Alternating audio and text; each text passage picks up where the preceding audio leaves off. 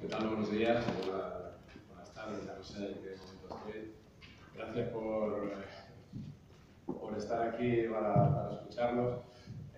Tengo que agradecer a la organización del Congreso, especialmente a Alex, que me hayan invitado, que pueda estar una nueva vez aquí en Castellón. Me encanta siempre volver y encontrar buenos amigos, buenas amigas.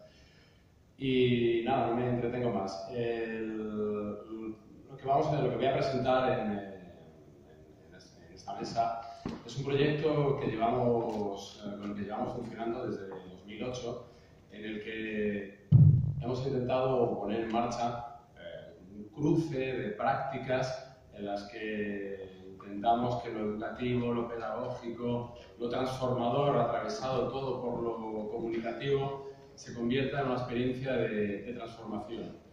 Es un esfuerzo por el que han pasado un proyecto y muchísimo trabajo, por el que han pasado ya 300 estudiantes, que hemos colaborado con muchísimas ONGs, movimientos sociales, y un poco la idea era compartirlo, explicarlo y ver en qué medida incluso podían de alguna forma salir de aquí algunas sinergias, algunos cambios, algunas alianzas que pudiesen expandir el proyecto y darle todavía mucha más proyección. Nosotros lo bautizamos, como podéis leer ahí, Consolidar. Nada, no es especialmente original. Decidimos que íbamos a hacer un proyecto de comunicación solidaria y lo bautizamos así, Consolidar. Lo que no sé es por qué ahora no me pasa de mí en la presentación y no tira para adelante. ¡Ayuda! Por favor. Bueno, mientras tanto, vamos. Disculpad mi torpeza con estas cosas, o mi mala suerte. Bueno, Consolidar, como os dije, nace en 2008. Gracias. Ah, ya está, joder, estaría que vale.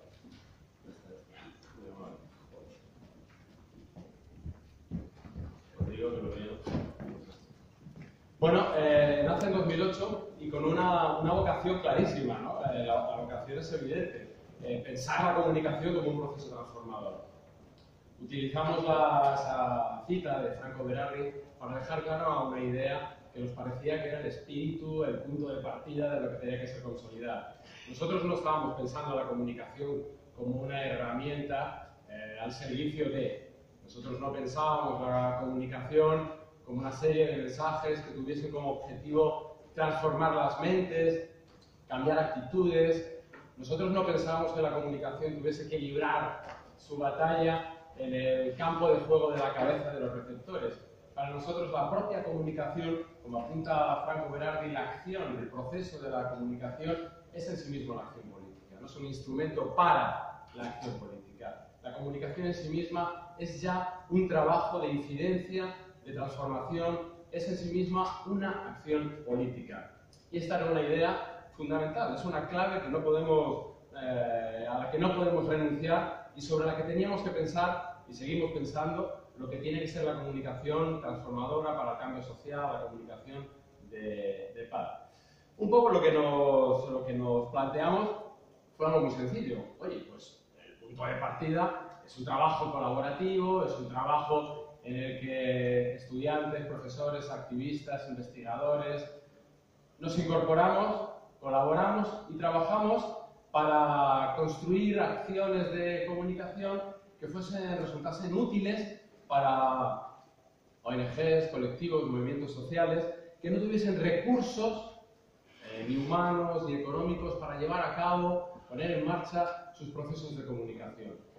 Teníamos muy claro que ese era el planteamiento y por otro lado teníamos muy claro que en el contexto de la universidad pública lo que teníamos que hacer inevitablemente era de alguna forma devolver a la sociedad lo que invierte en esta institución. Para nosotros la forma en que podíamos hacer esto era a través de un proyecto de comunicación, más o menos lo que sabíamos hacer o sobre lo que sabíamos reflexionar, poner en marcha ese proyecto que devolviese en términos de comunicación para la paz y comunicación solidaria lo que la sociedad invierte. Mirad, en este proceso os quería poner esta diapositiva como una muestra. como un ejemplo de cómo los propios estudiantes se apropiaron del proyecto y esto lo utilizaron en una presentación pechacucha, ¿sabéis? Esta versión barata de las charlas TED. Bueno, pues una presentación pechacucha, ellos mismos hicieron una presentación del proyecto, acá me dijeron, oye, que vamos, Marcial, vamos a presentar el proyecto, tal, hemos hecho esta presentación. Es decir, era el mejor síntoma de lo que estábamos haciendo. Cómo al final ellos mismos, los estudiantes, se estaban apropiando del proyecto, lo sentían como suyo y sentían que tenía sentido lo que hacían. No era una práctica, no era un trabajo de clase, de pronto era algo que hacían con su vida, con sus conocimientos, con su tiempo. Y esta era una de las diapos de la presentación donde explicaban muy bien a mi modo de ver lo que hacíamos. ¿Qué queremos ser? ¿Qué es lo que queremos? Queremos ser la voz de todos, aquellos colectivos que luchan por una sociedad mejor. Básicamente reproducían de una manera muy clara lo que nosotros planteábamos. ¿Qué es lo que aportó Consolidar? Y luego a lo que me interesaría será ya entrar en algunos casos para que veamos cuáles son los aprendizajes que tuvimos, que hemos ido sacando de todo este proyecto. Pero en un primer momento había unas ideas fundamentales.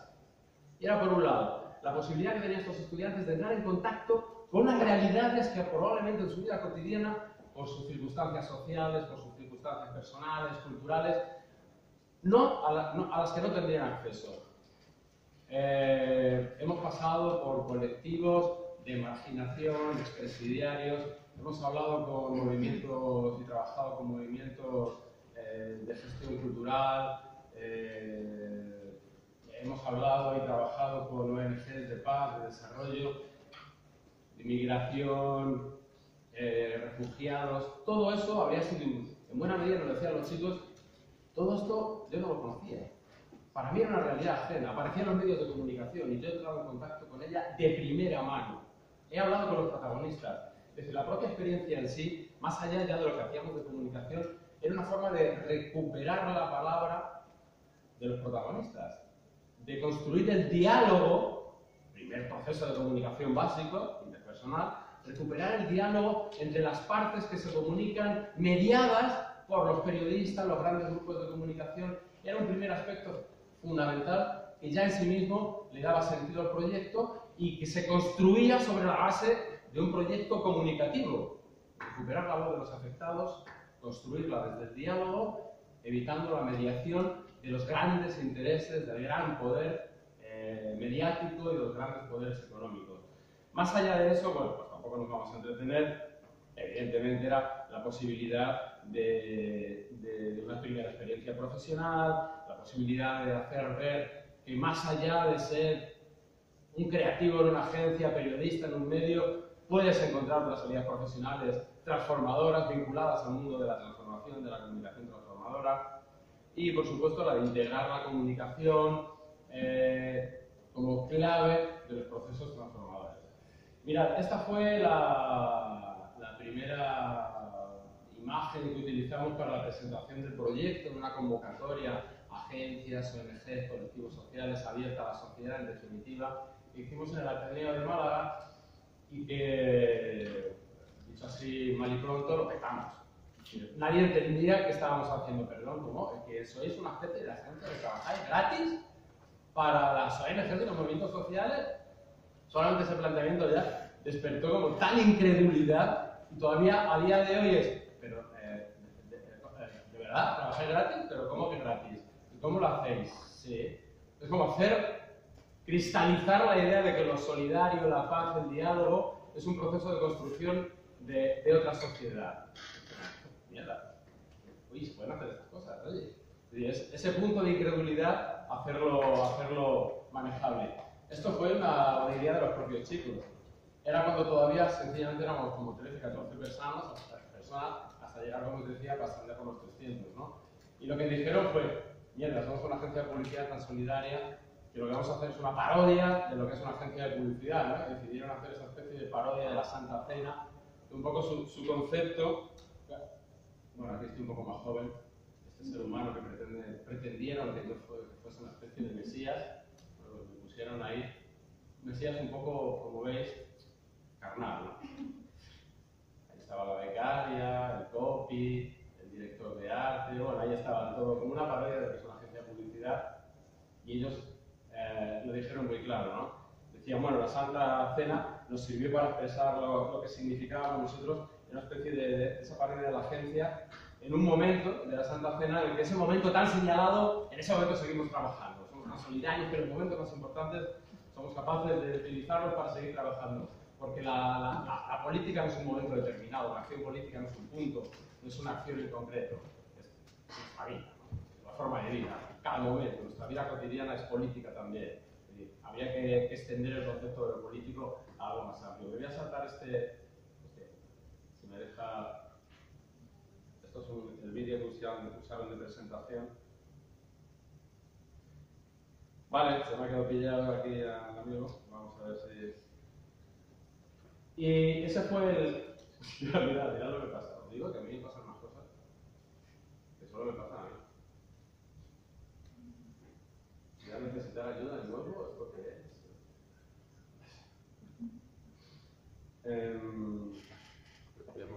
Por favor. Lo siento. ¿Cómo fue, muy rápido antes de si consiguen arreglarme esta locura, cómo fue que empezamos a plantear, a diseñar el proyecto? Hicimos 3 diagnósticos. Hicimos un diagnóstico de cuál era la formación en las facultades de comunicación, un diagnóstico de la situación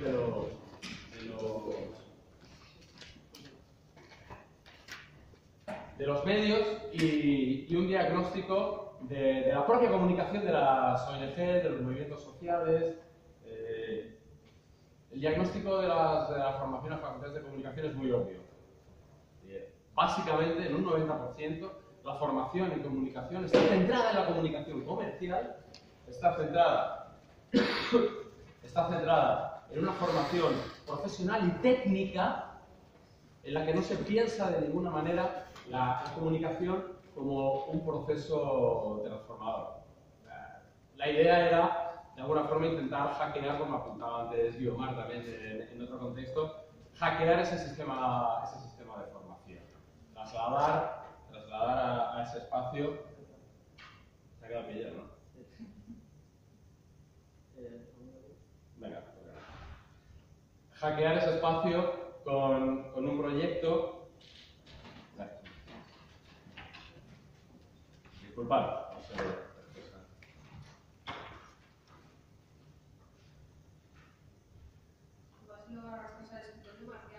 Sí, buena idea. Justo estaba pensando eso. Según lo estaba abriendo, no sé si cerrarlo y volver a empezar, ¿no?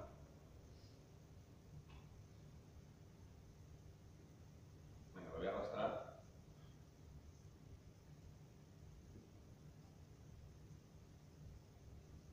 Y vamos a ver ahora ya si esto funciona.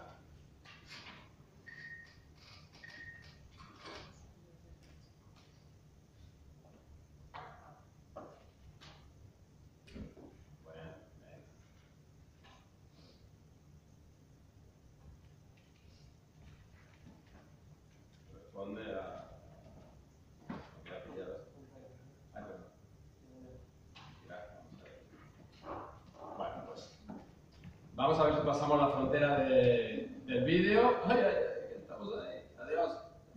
Bien, genial. Bueno, esto me lo salto también. Bueno, lo que os decía, ¿no? Hicimos 3 diagnósticos, uno de ellos de la formación en las facultades. Más o menos todos lo conocemos, ¿no? Lo comercial, lo persuasivo, esto es muy importante. Para mí esto era un eje fundamental. Y cómo ya no solamente, incluso con la buena voluntad de asignaturas que hablan de comunicación transformadora, bueno, tienen la voluntad de hablar de la comunicación de las ONG, pero siguen pegadas con la nariz, pegada a la comunicación transformadora como una cuestión dirigida al individuo.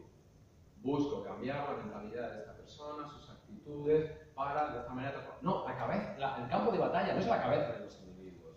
Y la persuasión no va a ser nuestro eje ni nuestra herramienta de trabajo, ni mucho menos. La comunicación transformadora no tiene su eje en lo persuasivo. Estamos hablando de una comunicación que construye colectividad, que suma potencialidades emocionales, afectos, sueños. Estamos hablando de una comunicación que construye la utopía, y esa utopía es algo compartido.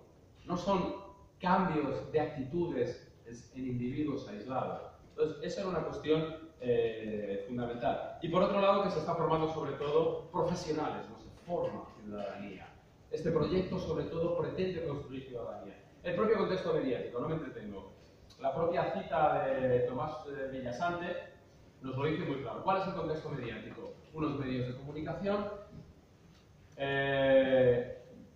que no transmiten nada diferente de lo que hay. Modelos de consumo, modelos depredadores, miedos, amenazas, algo que forma nuestra vida, construido desde el discurso hegemónico del poder y por lo tanto en un contexto en el que no hay un discurso abierto a la crítica, alternativo. Entonces tenemos un contexto, era construir un proyecto que cuestionase, que pusiese de alguna forma en entredicho esos contenidos mediáticos.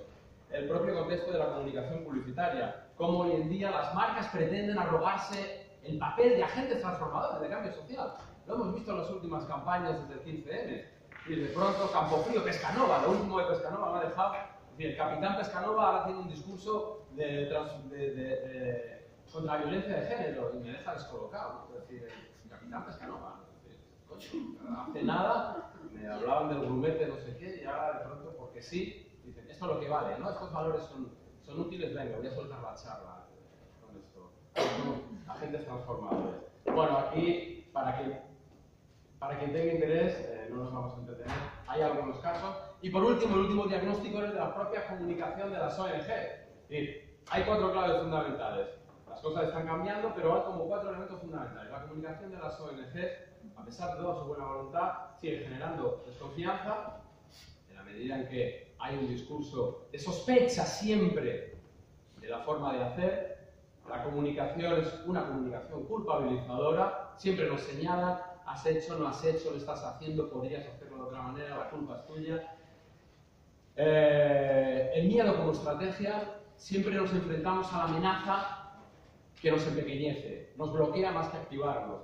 La sensación de que una pandemia, un apocalipsis, sea cual sea, tenemos la sensación de que nos desborda, que nos hace pequeños y que frente a eso, ¿qué narices puedo hacer? Nada, el poder es mayor que yo frente a eso y por lo tanto me bloquea. Y por último, cómo efectivamente esa comunicación de las ONGs simplifica los problemas a unas cuestiones casi de hábitos personales, muy superficiales, epidérmicas. Son importantes, pero ahí no está la clave.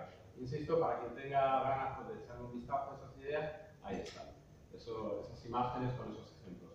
Bueno, vamos ya a casos concretos que trabajamos con nuestros aprendizajes, porque consolidar para nosotros fue un laboratorio, sigue siendo un laboratorio en el que aprendemos de nuestros proyectos, un proceso de comunicación que es en sí mismo investigación, que nos ayuda a hacer, a intervenir y a reflexionar sobre lo que es la comunicación.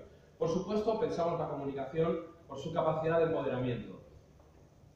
No es nada nuevo decir que lo que buscamos no es cambiar a las personas, sino que las personas sean no sujetos, no objetos de cambio, sino sujetos, protagonistas del cambio. Una comunicación en ese sentido, por lo tanto, que sea capaz de formar a las personas para que sean ellas mismas, seamos nosotros los que transformemos la realidad, heredando un poco, tomando de Mario Kaplun estas ideas. Vamos a empezar con un vídeo, si es que me deja la máquina, de un primer proyecto que hicimos. Os lo explico ahora. Es un lead-up de un proyecto de Málaga, la Casa Invisible, que es un palacio del 17, abandonado y que era propiedad municipal y que en un momento determinado se decidió ocupar, por utilizar los términos del poder, pero más que ocupar fue realmente recuperar para la ciudadanía y que se convirtiese en un espacio de gestión cultural. ¿Hay conexión a internet? ¿Aquí o... Sí, sí, ahí. Debería saltar el vídeo, ¿no? Debería funcionar. En un momento determinado, para celebrar el 4º aniversario de esa recuperación de la casa para la ciudadanía, pues estuvimos hablando y compartimos la necesidad de hacer un proyecto en el que de alguna forma se contagiase a la ciudadanía del proyecto. Lo siento, le estoy haciendo currar, hoy se está ganando su sueldo, pero con creces. Pobre, disculpa, no sé. Yo esto lo pruebo antes, en mi casa funciona, lo pruebo en la dental, funciona todo, y ahora el vídeo se queda que aquí pilláis uno. Bueno, este proyecto de la Casa Invisible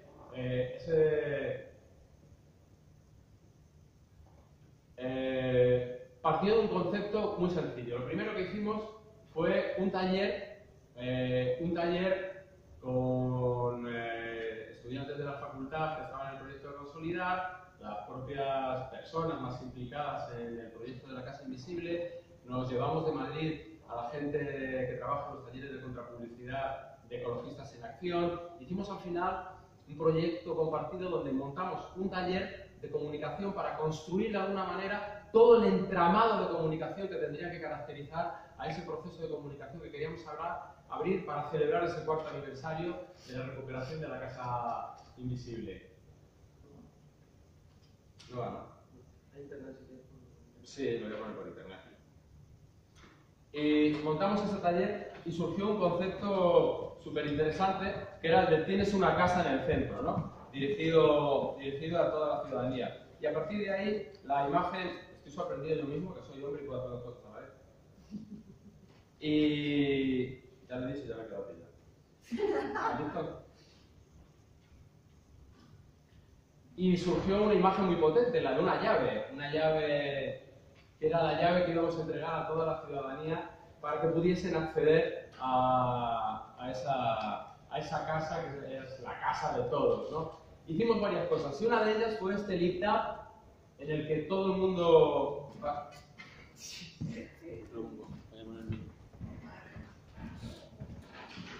No sé, lo siento como un buen hotel.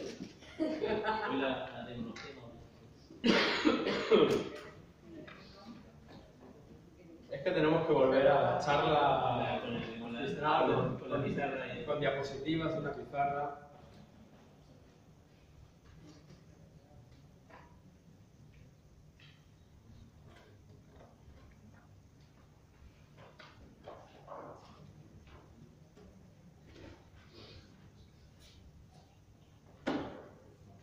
Seguramente dentro.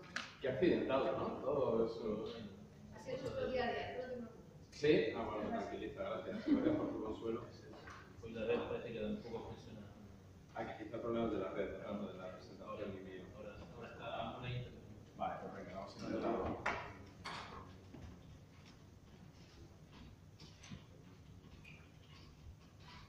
Bueno, pues como os decía,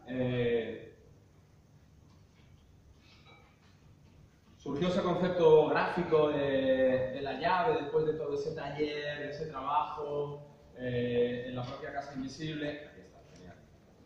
Y hicimos muchas cosas, ahora os enseñaré otra. Entre esas, pues grabamos este Lift Up. Vamos a verlo y ya podemos comentar.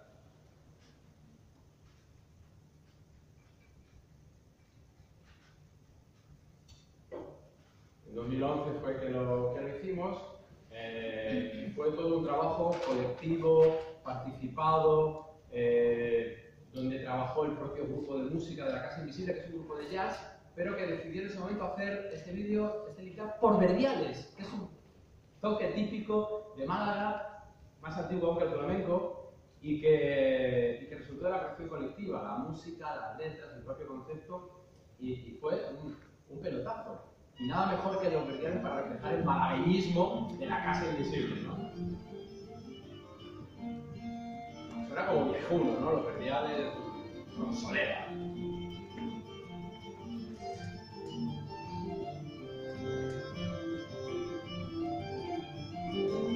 No perdáis la letra, que es muy bueno, está subtitulado.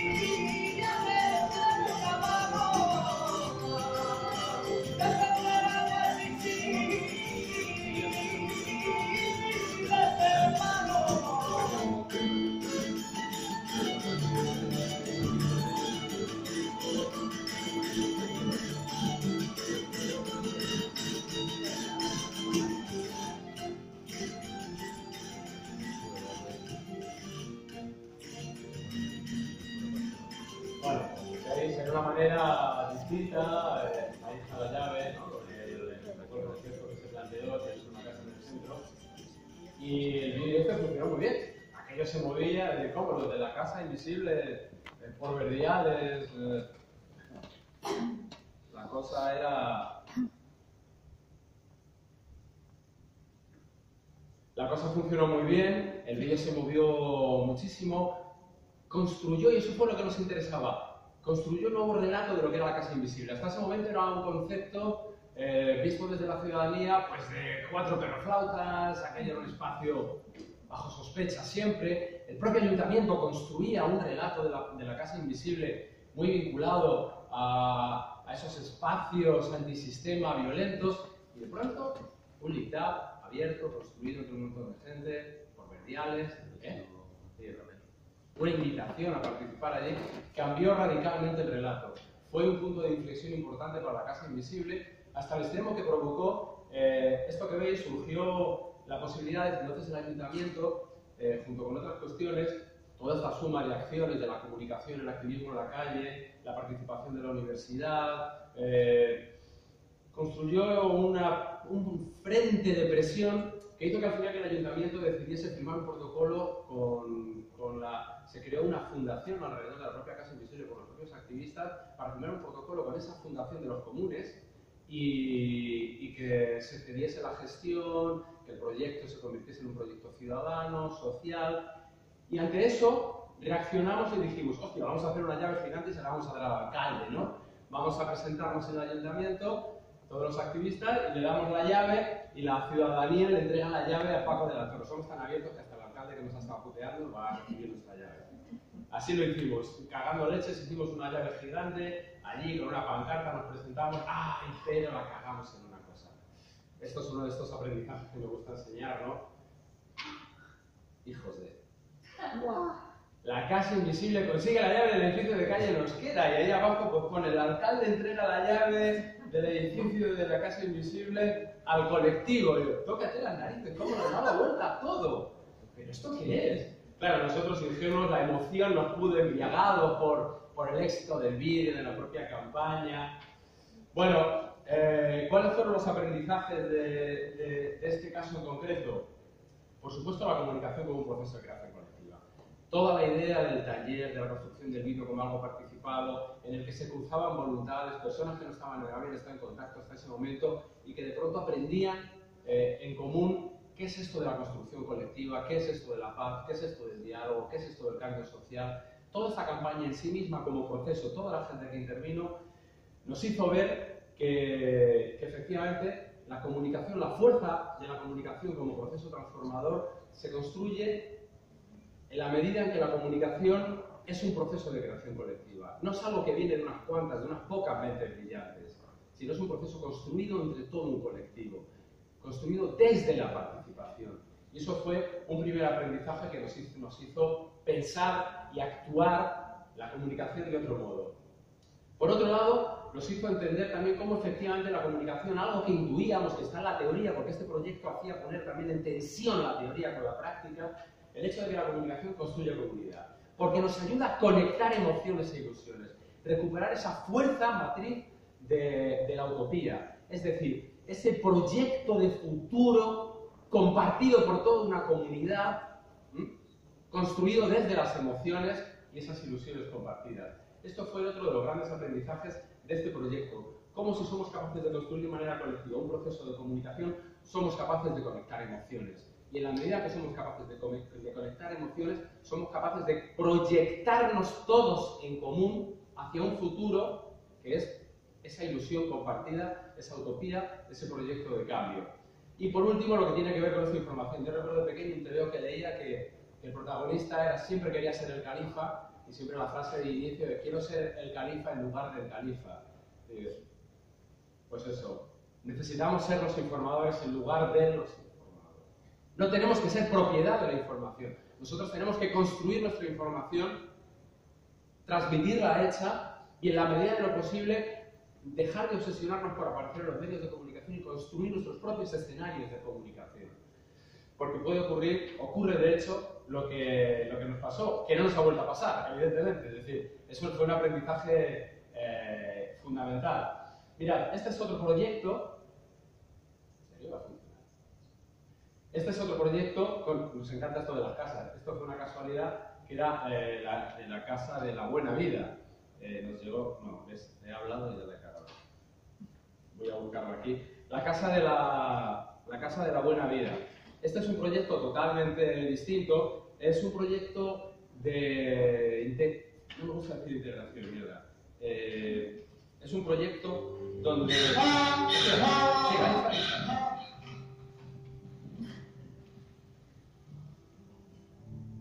No lo vamos a ver entero, pero bueno.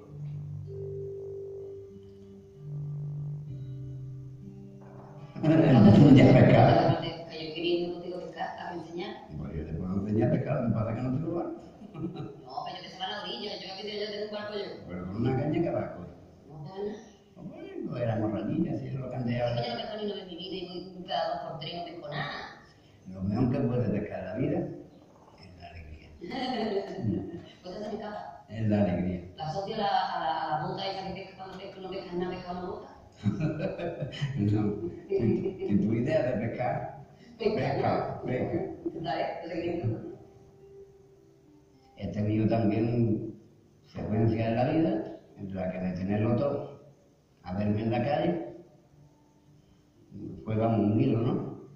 Y ahí sacaba yo muchas cosas en las que la gente que me conocía me preguntaba, se preguntaban uno a otro, ¿y este quién es?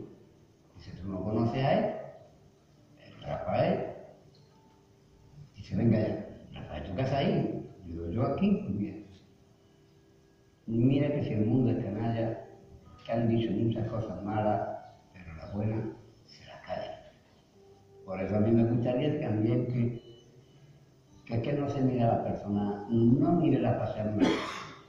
Porque mira, esta lo fea que se ve por fuera, pero mira los pedazos cimientos que tiene. Sí, lo que quita de poder. Y a lo mejor ve un tío muy feo, muy raro, con muchos tatuajes, pero tiene un corazón muy grande, muy grande, muy grande. Pero pasa que no lo puede. Eso es porque ¿quién derriba la persona? No se lo puede derribar solo. Eso es lo que te decía antes. Mira ese mundo canalla que dice las cosas malas y las buenas se las calla. Ahí está. Eso es. Pero hay que derribar prejuicios, claro, pero eso lo tiene que hacer consigo mismo, ¿eh? Viendo, mirando, aprendiendo, es lo que dice. Aquí se hace el día a día. Aquí el que se ve que está mal, llega el otro y le echa la mano por encima. Es que hay quien no ve. También lo que te digo. Hay quien mira y no ve. Pobre de él, que no se da cuenta de lo que tiene por delante. Por circunstancias de la vida y por problemas de ley, la niña era muy pequeña y no te lo demás. Pero esa niña se preguntaba. Y eso es daño. Y a mí me ha matado por la mano. No hay un no, sabiendo que no quiere ser. Yo me quedé palmado. Bueno, esta va a coger la cara. Ella fue la que me arrastró para acá. Me presentó a Zule, me presentó a ella tortilla. Este es mi padre, y este es mi padre, y este es mi padre. Ahí tiene un punto de alegría. Ahí tiene una parte positiva. Una parte positiva. Esa es la que me empujó a estar aquí. Y cada noche decía yo, mira, tú que eres mi padre, no permitas que la mamá me coma sin que yo encuentre en mí. Y eso lo he conseguido aquí. Yo he encontrado a mi hija de nuevo. Yo muchas veces le he dicho a la marea, a la mala y a la buena, mira que tengo 2 estrellas encendidas. Una en mi corazón en la esperanza y otra en encontrar en mía. Con rima y todo te sale. Y mire por dónde me vengo para Málaga, no sé cómo, muy mal porque estuve bebiendo bastante. Me presentan una rubia y una nerviosa. Y esa es mi Ana. La ves ahora, pues Esa, sí, tengo contacto bastante con ella. De hecho, ella anda por aquí. ¿Ah, sí? Ahora mismo está afuera. Y esa era la experiencia más grande que a mí me han podido pasar. La he visto demasiadas 2 veces. Una cuando nació y otra cuando la he encontrado. Bueno, Es todo lo que como Y veis, es lo que yo escucho hasta de dónde sacar una fe. como veis, lo que se plantea son vídeos, hicimos varios, se hicieron varios.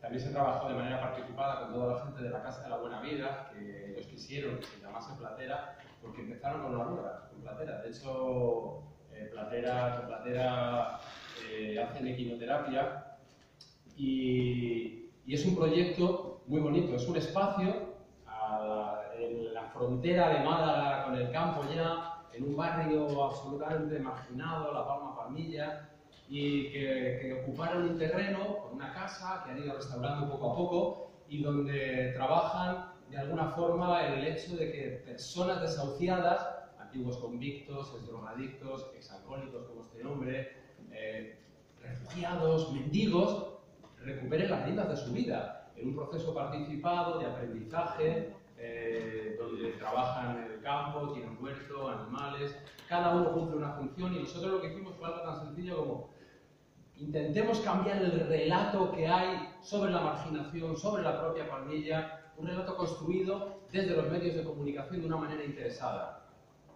Es decir, bueno, la gente no va a ir a la Palmilla. Es un concepto muy sencillo. Vamos a llevar nosotros la Casa de la Buena Vida, la Palmilla, al resto de Málaga, ¿no? Y vamos a darle voz a los protagonistas, un poco lo que hablábamos al principio. Vamos a darle la voz a los afectados.